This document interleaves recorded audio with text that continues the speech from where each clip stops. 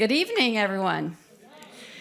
I'm Tracy Glab, Executive Director of the Flint Institute of Art's Museum and Art School. It's my pleasure to welcome you to the members' preview of the exhibition From Earth to Sky, Ancient Art of the Americas, which opens to the public tomorrow and is on view through August 25th.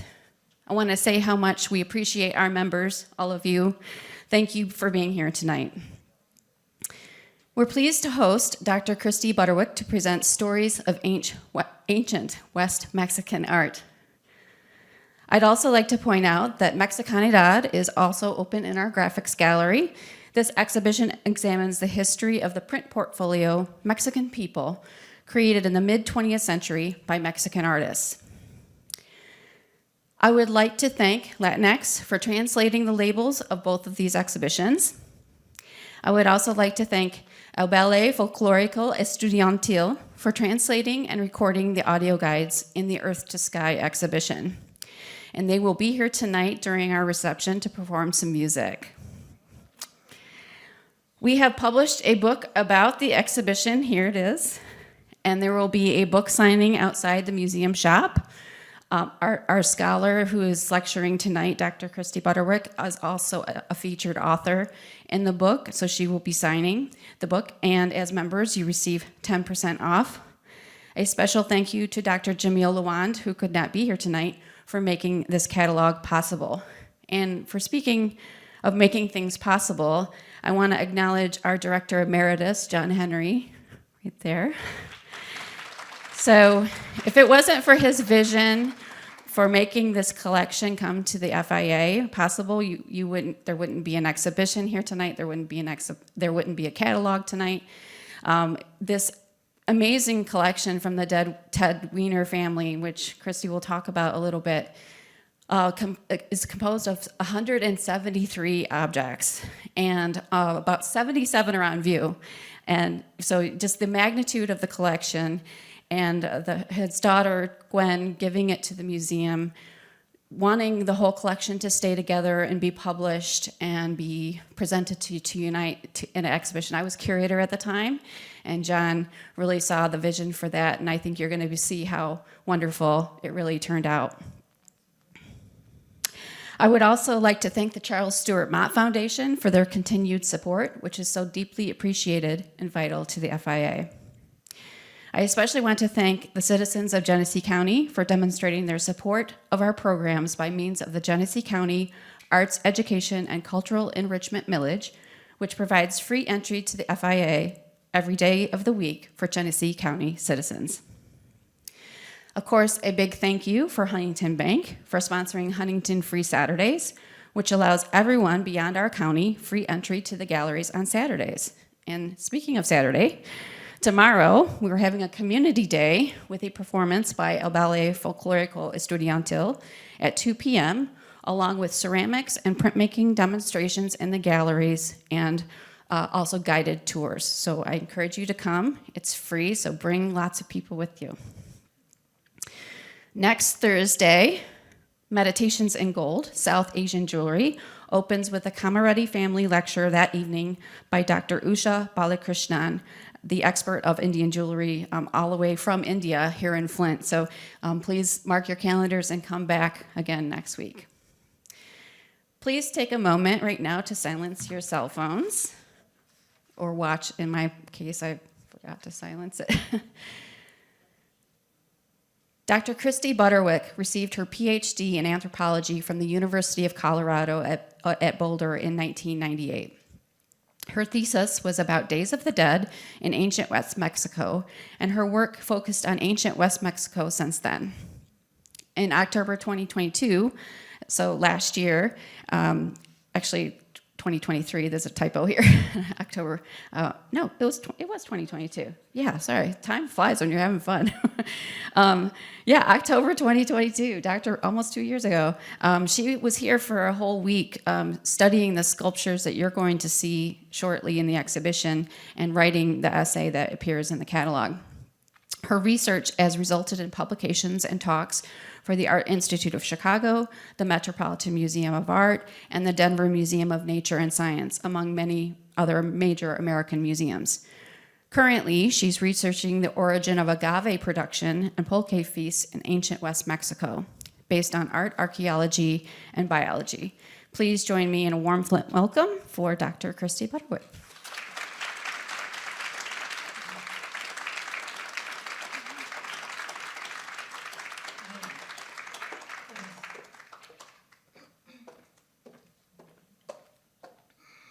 Okay, let me get myself slightly situated here, and thank you for joining us here tonight.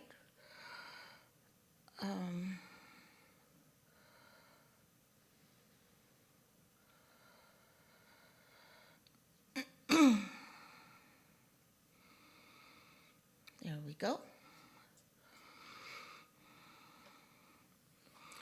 So I would like to thank the Flint Institute of Art and its executive director, Tracy Glab, and her really, truly outstanding team. Thank you for the honor of inviting me to examine the collection and to speak today. I encourage all of you to buy the great catalog and also to see the exhibition. I'd also like to thank my husband. I think he strolled in here today. It's nice of him to accompany me on my travels. So thank you, darling. Is he here? There he is. Thanks, hon. We came from Corvallis, Oregon, where we live now. So that's a good long trip for us. This talk celebrates the donation of 173 ancient West Mexican sculptures. And I've got this great little thing here that hopefully will work. There we go. To the Flint Institute of Art from the family of Ted Weiner. Let's explore how we can best benefit from such a donation. It is important to understand the stories of these artifacts and their significance to ancient West Mexico. First, all these objects were pot hunted and removed from their context. They were deposited into elite deep shaft tombs and are and were considered sacred. They were ritually deposited with the dead. Second, we will compare these sculptures to what we know about the actual archaeological record of West Mexico to inform on themes regarding social organization, including social status and hierarchy, kinship, and feasting.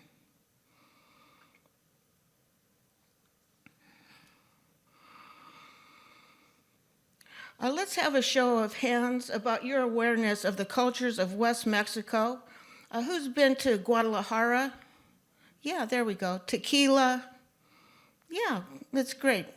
So you've probably seen these type of objects before, and even at the museum in Mexico City, the fabulous Anthropology Museum. So third, West Mexico is considered part of Mesoamerica and includes Mexico and Central America. These groups share many traits, including pottery, honored burials, lineage reckoning, social organization, the ball game, and strategic feasting. What we know from other discoveries can inform about West Mexico and vice versa, because they are kind of a similar cultural group.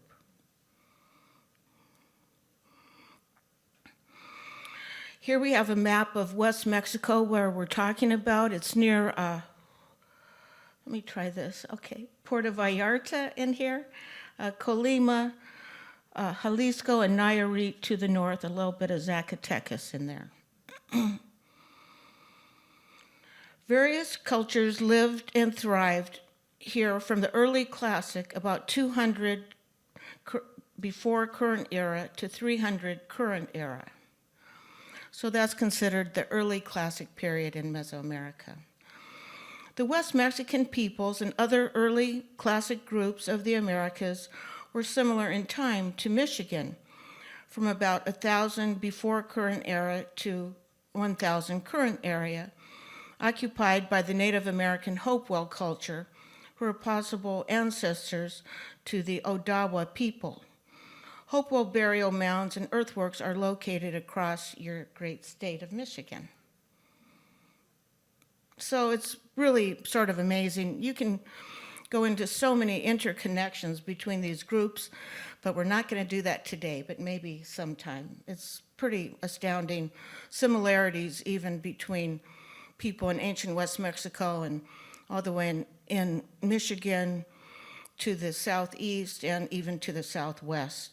So it's pretty interesting.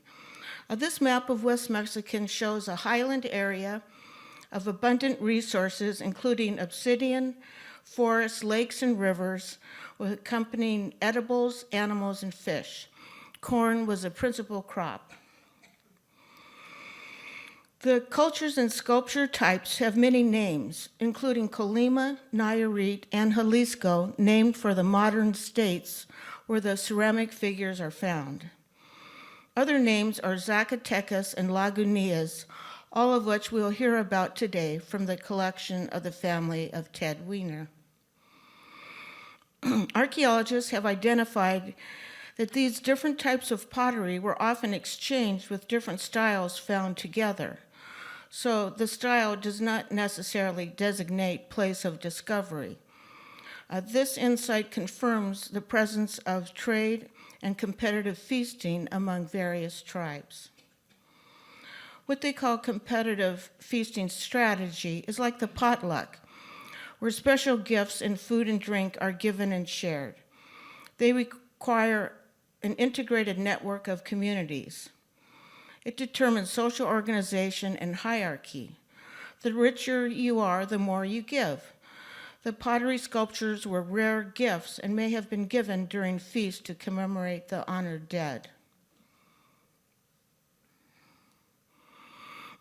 This is a really great archaeological site. If you ever are in Guadalajara, it's just about an hour south. It's called Teochitlan Guachimonton. And this is a little bit later site. It dates to about 400 current era, to about 700 or 800, so the classic period. And it's just a very large stepped round pyramid.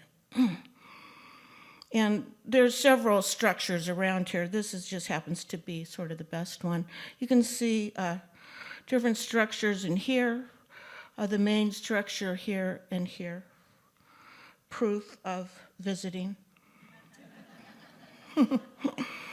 So on top of these round sculptures, we hypothesize that,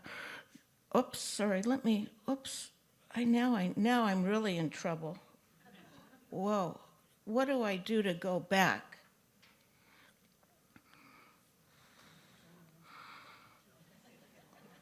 I need to just go back to, oh, yeah, there, good. Okay, what did you do? That one goes back. I thought I did that. Okay, good, thanks so much. Here we're looking at the top of Guachimonton, which is a round sculpture in West Mexico. And on top of these round mounds, there's often a hole where a post was placed, and these type of ceremonies, called a flying ceremony, occurred. They were mostly to celebrate a calendar. And if you go to the modern town of Teochitlan, they do that nowadays. Interestingly, West Mexico doesn't really get credit for starting the ball game, even though we have these pottery pieces from the early classic around 100 current era, and usually the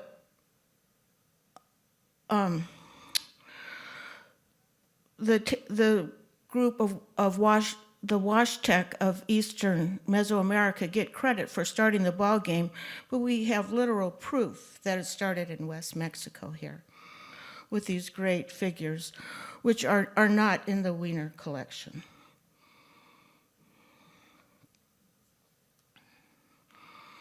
Fourth, looking at the provenance of these and all West Mexican figures, unfortunately, all are found by looting sites and sold on the black market.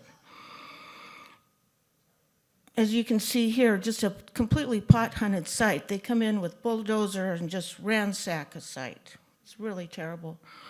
And you can see on this map of an archaeological site, the destruction, and the severe loss of context for most all West Mexican sculptures. Lastly, that is why the study of these figures is so important, for they are the storytellers of the past. They leave important clues about family, kinship, lineages, and hereditary claims to land. They confirm and guide archaeological interpretations and hypotheses. Now, this is an archaeological site called Huitzilapa, and I was invited to work here. This was a very rare instance where archaeologists found an intact shaft tomb down here in this family area here. You can see groupings here. They're sort of round groupings, structures, square structures in a roundish platform. You can see they have a ball court here as well.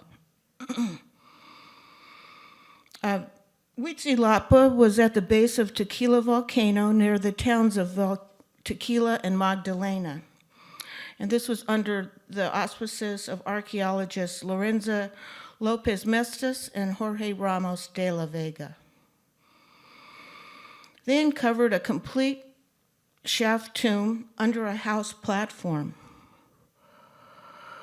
You can see here the diagram of the stones up on top and the hole where the shaft tomb was. It was completely astounding, 25 feet deep, and kind of scary to take the ladder down there. But, you know, what a thrill. The shaft was 25 feet deep and split into 2 chambers holding a total of 6 personages, and 5 of the 6 were found to be related due to an inherited birth defect of the vertebra, which is really astounding. Let me see what I have next here. There we go. These are the central shaft here, and then they had these entrances where you step down into these excavated rooms. They're really astounding. You could stand up in there and everything.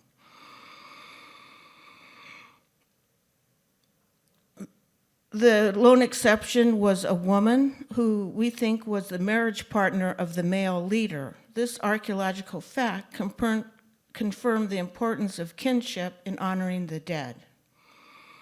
These remains were highly embellished with bracelets, necklaces, shell bead, conch shells, and jade. I think I have more here. Oh yeah, here's a close-up of one of the tombs. And you can see how elaborate they are. I think over here is a conch shell, I can't quite see. And then they have their bracelets, necklaces, and all the pottery distributed around them. The remains were also buried with substantial agave and cotton fibers like mats or garments, and this sets up a hypothesis for the collection from the family of Ted Weiner. Do these human sculptures depict the honored dead? Are they portraits of the ancestors? And most scholars would say yes. Here's a photo from inside the tomb. All around the personages, the majority of whom were kin, were surrounded by over 75 pots and vessels of different sizes and shapes, uses, and markers, along with the adorned human figures.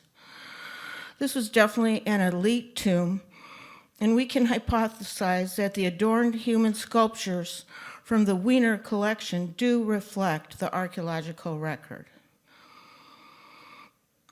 Next, let's look at what sorts of food were placed with the dead. Okay. I'm not going to do that. If we look at the selection of pots from the family of the Ted Weiner collection, we find several sculptures depict actual food, and other pots serve beverages for the dead. We can imagine the ritual drama of burying these items along with food and drink for the dead. Here's a vase with a peyote or a button type of squash. This is very large. I think this is here on display. A large pumpkin vase with these human figures holding it up. I don't quite understand that, but I would say those figures are more like slaves than high-class people myself. This is a nice sculpture showing fish or little shrimp around the side. Next we come to the Colima dogs. There's 4 Colima dogs in the collection of Ted Weiner. And dogs can be seen as food or as messengers to transport the dead to Xibalba, or the land of the honored dead. The famous Colima dogs, so called for their bright orange, plain and burnished slipped and distinctive forms. Experts know that throughout Mesoamerica, dogs were used to carry dead souls across the river in Mictlan, or the underworld. Also, dogs were fattened, as you can see, and eaten for supper. And interestingly, there's a study of trade from coastal West Mexico into northern South America, and people posit that there were rafts on board with these dogs to eat. Now, I don't know if it's true, but they did find some dog bones in northern South America, so it's pretty interesting. And they may have been the Xochi squintley or the Mexican hairless dog, still popular today, if you've seen those. Here's another nice dog. Here's a good doggy. And this dog's very big. I think this is on display. And here we have a nice armadillo with his edged pottery here. And these are what we think of as tlawatch. And the tlawatch, or cotamundi, is a large opossum type. The tlawatches are marsupials and the only ones in Mexico. That is, they are mammals that have marsupium, which is a pouch in their body, and is inside it where their young finish their incubation. The collection has 3 tlawatch figures. Snakes were possibly considered a delicate food item. Snakes are ubiquitous in Mesoamerican West Mexican art. Many ancient legends stem from the snake to include Culiacan or Quetzalcoatl, the feathered serpent, and the snake in the mouth of the eagle of the national Mexican flag.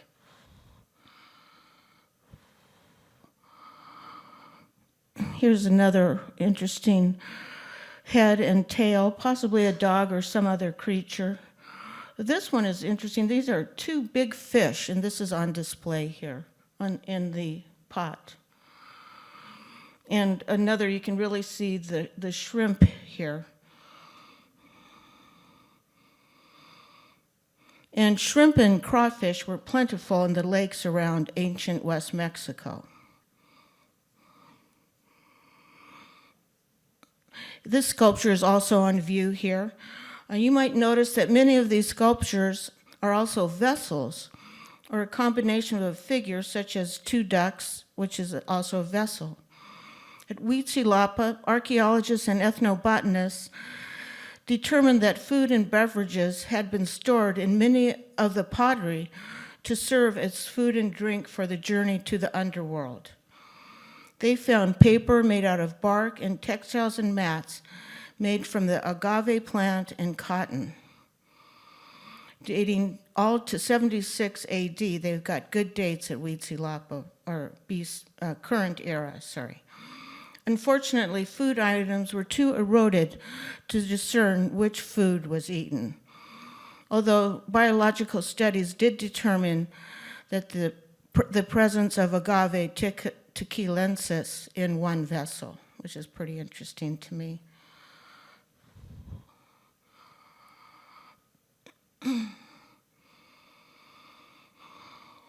Importantly, all these sacred food and drink sculptural vessels from the collection of the family of Ted Weiner were ritually placed in high-ranking elite tombs.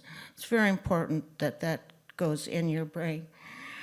Nothing was perhaps more important than honoring the ancestors or honored dead, including the ritual drama of depositing of sculptures and food and drink for the afterlife, including dog sculptures and human remains.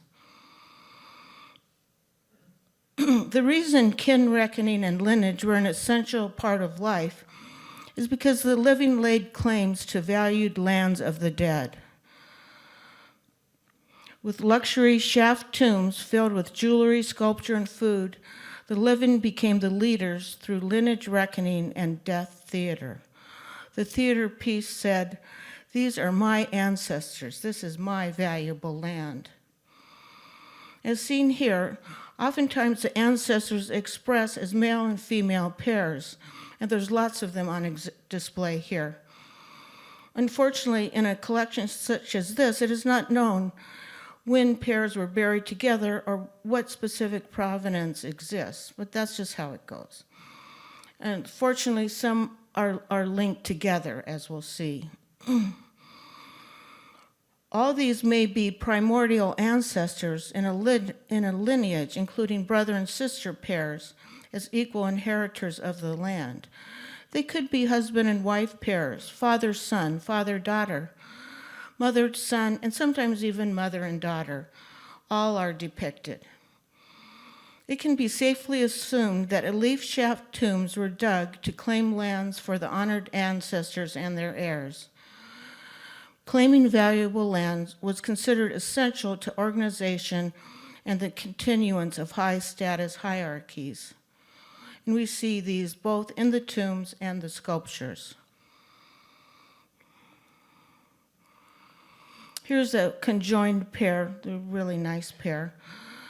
Many of the ancestors figured in this collection are quite large, making it more remarkable that they made it into the tomb over 2,000 years ago, and then later, almost 2,000 years, extracted, possibly by looters, without harm and sold to public and private collectors. They bear high status markings of jewelry, headgear, and other offerings. Oh, sorry. Oh my God. I don't know if I can go back. Okay, there we go. Is that the ones you just saw? Okay. I meant to show you the earrings. They have kind of these drop tassel earrings, both of them. They have something on their shoulders. I've never been sure what it is, and you'll see them here in the collection. I call them puffs. Are they cotton puffs like a cape? Are they shells? Possible scarification like a bad injection gone wrong. They have armbands. Some have knee bands as well. The woman, you can see her breasts, and she has a skirt there. This is another great pair. Let me just see here. In this pair here, we can see he has what I call a conical hat with a turban. She just has a turban. She has some sort of shoulder scapula on a skirt. He has bracelet. He holds some sort of feather fan. They both have their earrings and noseband. Pretty nice, huh? Here's what I call another conjoined pair. This pair, this time the male has the scapular painted item on. And he has like a headdress with an animal, very nice. And she has a turban. They both have elaborate earrings, nose rings, jewelry. This is the back of them. You can see how beautiful they are. You can see the animal headdress better, how they're joined here at the shoulder and at the hip, and they're nice painted decorations and even painted necklaces. With a figure like this, it really states the importance of kinship. This is a female loaded with little babies and children on her. Here's a female in position of giving birth.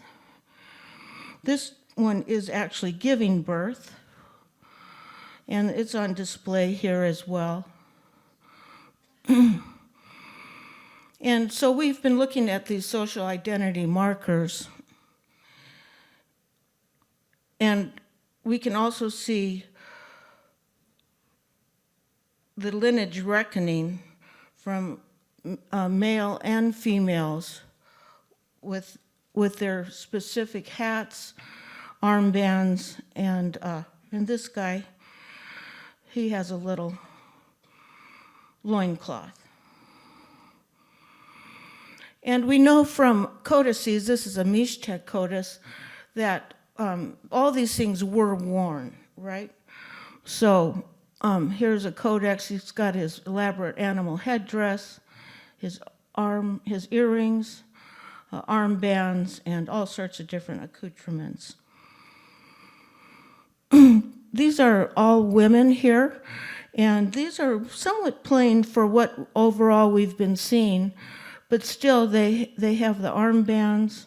She's on a stool of authority. She has a nice headband. And she, I think, has armbands I can't quite see. But these are just a little more plain. In Huitzilapa, these were actual items that were found in the grave. We saw in the grave, I think, does I have that? Yeah, here we go. Those particular items were found there, the shell carvings, and then over 1,000 beads, kind of like my little beads here today, all nicely laid out.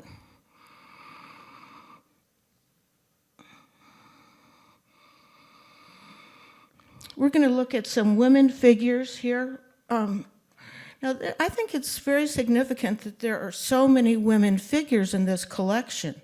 It really supports the idea of a matriarchy in ancient West Mexico. Also, we see women on stools, which we know is a sign of authority to sit on stool. Here's a nice one. Their armbands. I think she has some knee bands here.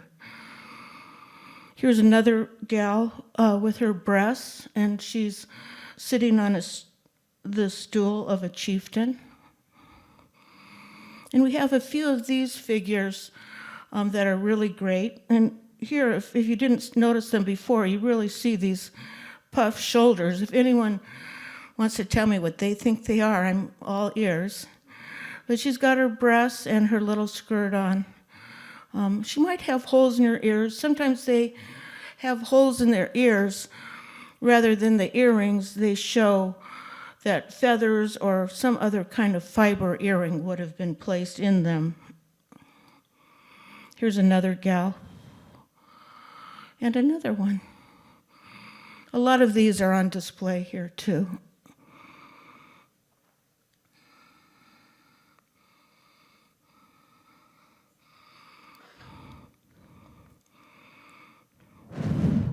Oops, sorry. Here's a beautiful gal. I love this one. She's on display. She's got her headband, earrings, nose rings, skirt, the whole deal.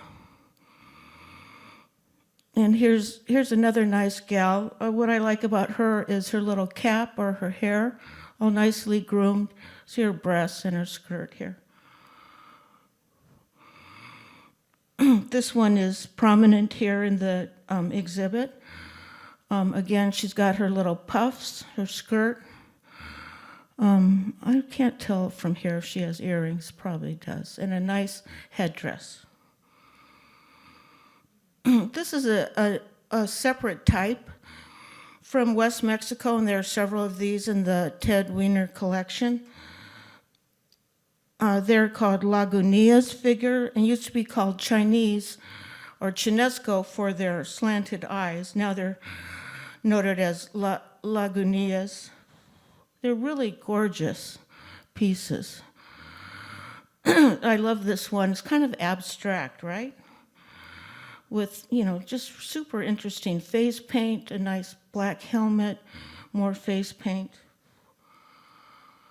and another sitting one with a stripe across their eyes. This is a type, and there's a few of these on display here. I can't really say what these are about. They sort of seem, I don't know, are they dead? Are they about to die? I'm just not really sure. They don't seem very noble or high status. They could be sort of slaves. This is another one. They have these spindly arms and little legs, and this one has a little pot on top. I'm not sure if this is one, but I looked at one on display before the lecture, and it was actually had a little animal up here, so I'm not sure. Just check that out yourself.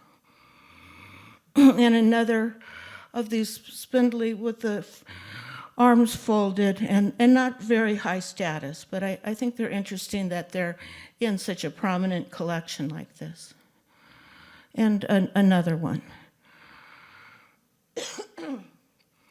Pardon me. Now, let me just get myself right where I want to be here. Okay. Now, there's several horned figures, and Peter First, an anthropologist, was the first person to call these shamans. And so he has like a turban with a horn on it. You can see his head, Colima, another horned head. You can see his little horn here with the vessel. And this is also on display with the horn here. This is another one of those shoulder things. I'm not sure what that is. I just don't know. They leaves, feathers, agave plant, necklace. I just don't know. So if you have an idea, you can let me know. So here's this nice, beautiful shaman. And also, you can see up close in the exhibit, he's got a lot of scarification and lines on his face.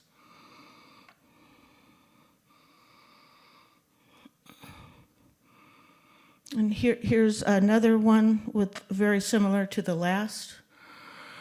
Now, there's another type called Zacatecas, and the state of Zacatecas is just a little north of Jalisco and Nayarit, and these come from that area. They're very distinctive. They are sort of have the burnish of Colima, the red burnish. A lot of them have resist painting with dark and red colors on them, male and female. And they have the earrings, or holes for earrings, hollow mouth, eyes, all of them look just like this. Then a lot of them have these little horns up here. So that's why I have them with the shamans. That's a beautiful one. Here he is, a drummer, undoubtedly in ceremony. He's got his earrings here. Now, I was just, again, what are these? Is that like the Hopi hairstyle, possible? Are they mushrooms, horns? There's some things we just don't know. Maybe we'll never know. Here's another Zacatecas figure. And another, this one's a woman. And now we get into some feasting motif. And the collection includes at least 19 figures with cups, bowls, and food. And we've already seen some of these, and we'll take a look again. And these figures, found in tombs of the dead, confirm the hypothesis of actually feeding the dead on the journey to the underworld. Undoubtedly, these graves included bowls with real food and vessels with agave or corn drink, as occurred at Huitzilapa. We can imagine the death theater of the deposition of these objects. Now that's a very large vessel this man's holding. And she just has a little cup. Oh, interesting, she's also pregnant, which is really pretty cool, right? So she's feasting and celebrating the birth of her next kin. We've seen these guys before, but I did not comment on the little cup that she was holding here. And also her with her cup. I mean, it's really kind of extraordinary that these very large sculptures are being placed in a tomb where they're feeding the dead and giving the dead drinks. And here are these figures that are offering food and drinks. So it is very germane. I think it's a woman, and she's got a corn in her pot. So instead of a pulque, this could be a corn gruel or that sort of thing called toccintle. And look how ornate she is. The earrings, multiple earrings. She actually, I don't know if you can see this around her mouth, but she has deep facial scarification. Wonderful headdress. What? What they get now, the gauges? Yeah, right, yeah. Yeah, and here's another one with the ear gauges they're saying, with the big loops here. She's got a large nose ring and is breathing into a pot, possibly giving life to a sacred drink. And also to note the animal headdress here. It's pretty great. I just love it. Here's one. This figure is fairly plain, but they do have two vessels on them, wanting to feed the dead. And this magnificent piece and her bowl. And also she's got, I've mentioned him before, but here you can actually see the knee or the leg garments here. And here's this lovely lady with her cup here, her little skirt, headband, earrings, face paint. And this is like an elder, and the elder is bringing his gift as well. He's kind of skeletal in the back if you take a look at him. This is a piece we've looked at before, and you can see how she has her plate of food that she's offering. Little tamales, maybe a little fruit. Who knows what she made to offer the dead. But she's pretty dressed up and special.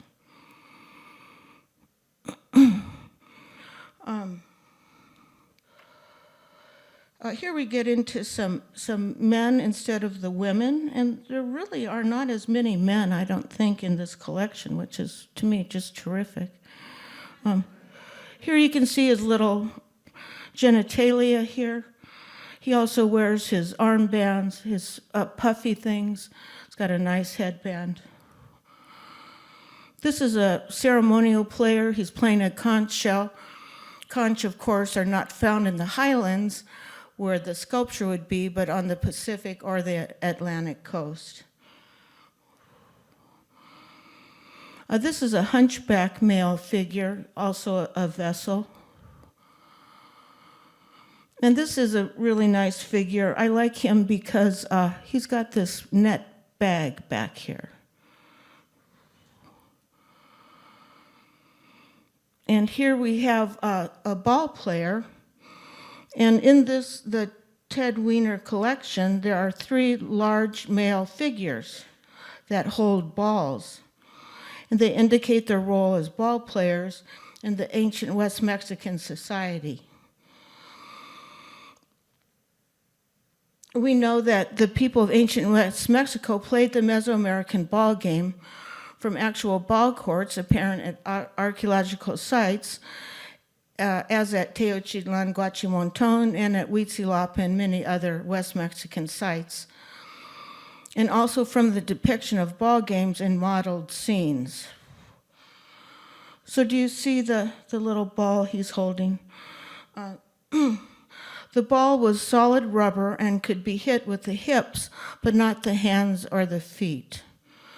And the ball game was played for political and ceremonial purposes, and probably also for entertainment. This is, I think, at Yale University, this particular model. So these little figures are just 2 or 3 inches tall, and this is probably, 12 or 15 inches in total. But it looks just like a ball court. A ball court is eye-shaped like this, has these banquettes where people sit at. And these little markers here show movement of the ball there and there. So also, it's sort of like a lineage battle, because you see here, everyone has the same white turban there, right? And over here, a different style of turban. So it's pretty great. And we can look also at Huitzilapa, just a reminder of the nice ball court we found there at Huitzilapa.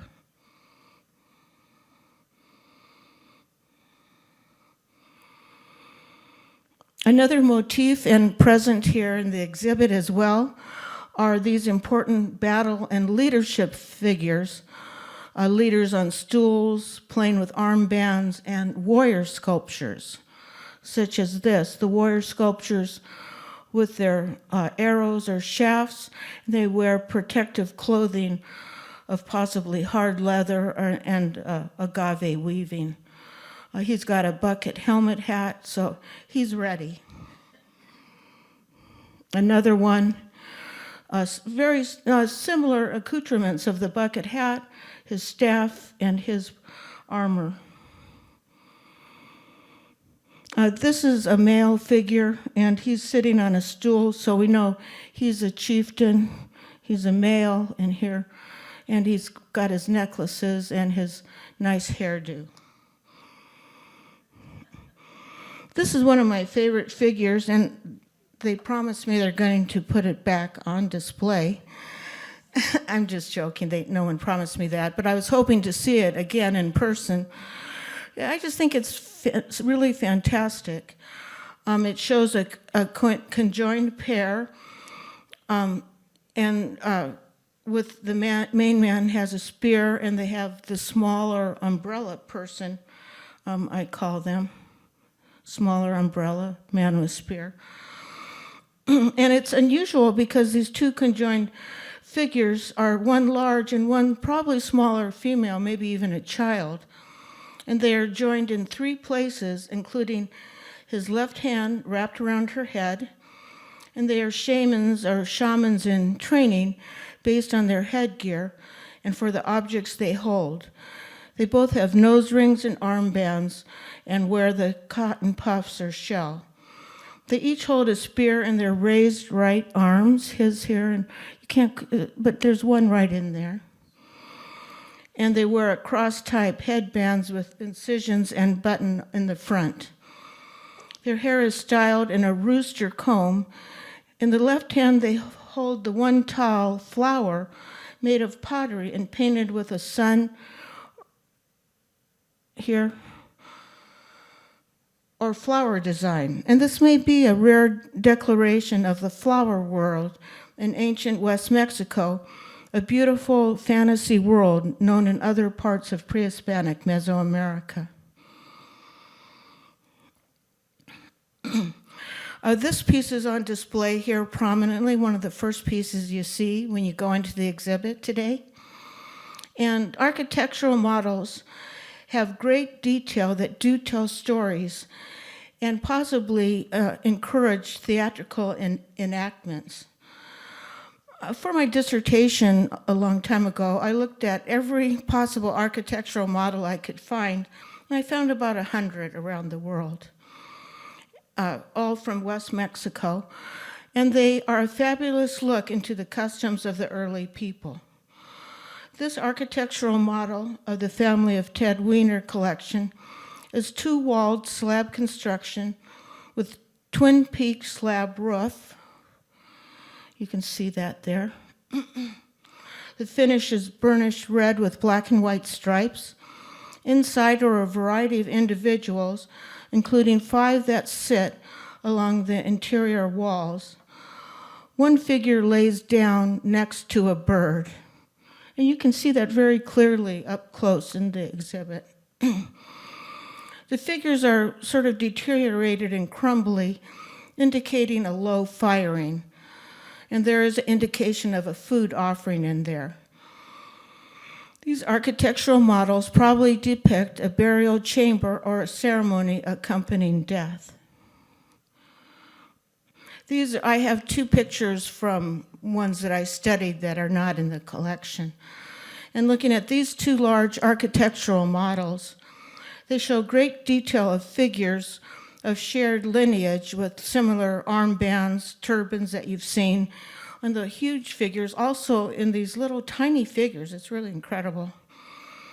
And they feast with food and pulque pots. And these were possibly used to tell stories in social reenactments. You see this one here, it's just really fabulous. There's a person down here, he's laying down, someone's helping him.